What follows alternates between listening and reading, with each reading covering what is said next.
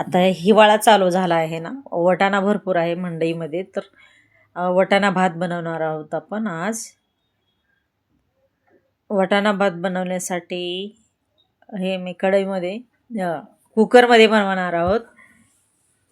त्याच्यामध्ये तेल टाकलंय आणि खडा मसाला टाकलाय मी, आणि नंतर ते कांदा फ्राय करते तेलामध्ये. अद्रक लसूण पेस्ट पण टाकली आहे आणि चांगलं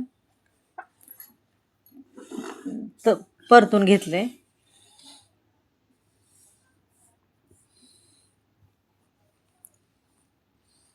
कांदा लाल होईपर्यंत भाजायचा आहे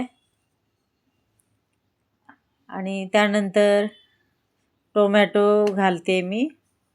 टोमॅटो आणि बटाटा, एक बटाटा घेतलाय आणि त्याला चांगलं फिरवते.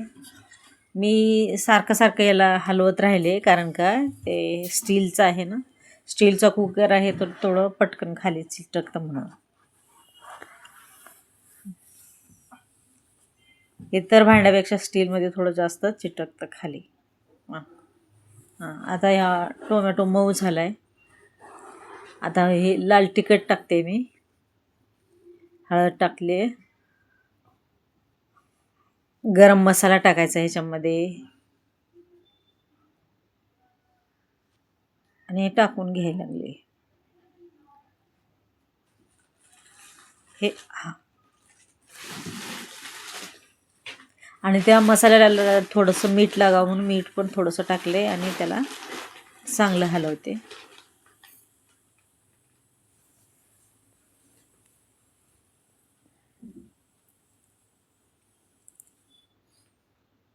आपण वाटाणा भात करतोय, खूप चांगला लागतो बघा तुम्ही.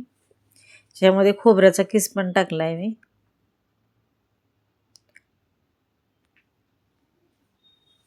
कढीपत्ता आणि गरम मसाला. आता हे मी वाटाणे टाकते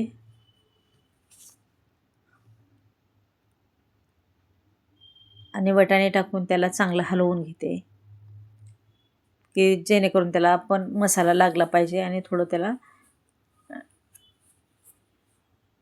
थोडा वेळ द्यायचा आहे. त्याला थोडं नरम होतात मग ते तेलामध्ये. हे बघा खूपच छान दिसत आहे, कलर पण आलाय.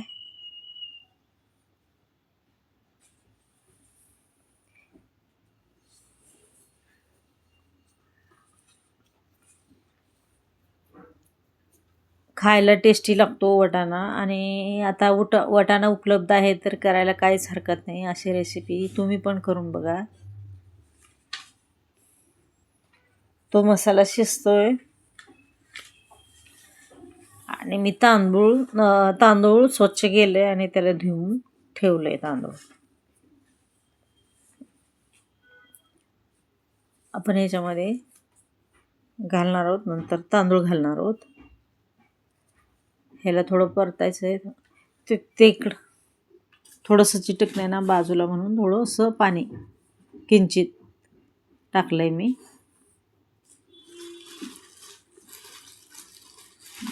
हे बघा मसाला परतला गेलाय चांगला. आता हे मी धुवून तांदूळ ठेवले आणि ते टाकणार आहे.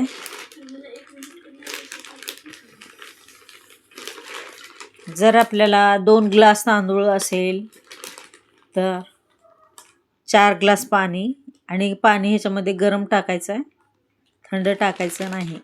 कारण का अगोदरच भिजून ठेवलेलं तांदूळ आहे धुवून, तर ते परत म्हणजे बरोबर मोकळा भात होणार नाही, म्हणून अगोदर धुवून ठेवायचं आहे. आणि त्या तांदळाला चांगलं परतून घ्यायचं आहे, की जेणेकरून त्याला पण मसाला लागेल. आणि वाटाणे पण हे बघा किती छान ग्रीन दिसतंय, कलरफुल दिसतोय बघा भात हा.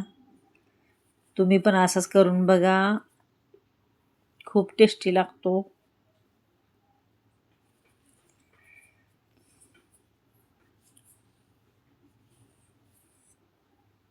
गरम पाणी करून ठेवले मी त्या आणि त्याच्यामध्ये मग गरम पाणी टाकायचं आहे. गार पाणी कधीही टाकायचं नाही, भात मोकळा होणार नाही म्हणून.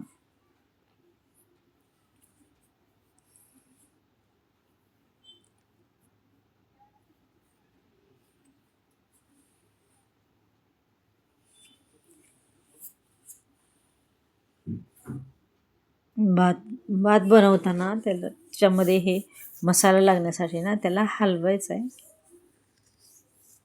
नाहीतर एकीकडे करपेल, एकीकडे मसाला लागेल आणि एकीकडे नाही, असं होतं. आणि हलवताना चिटकणार पण नाही खाली. हे पहा.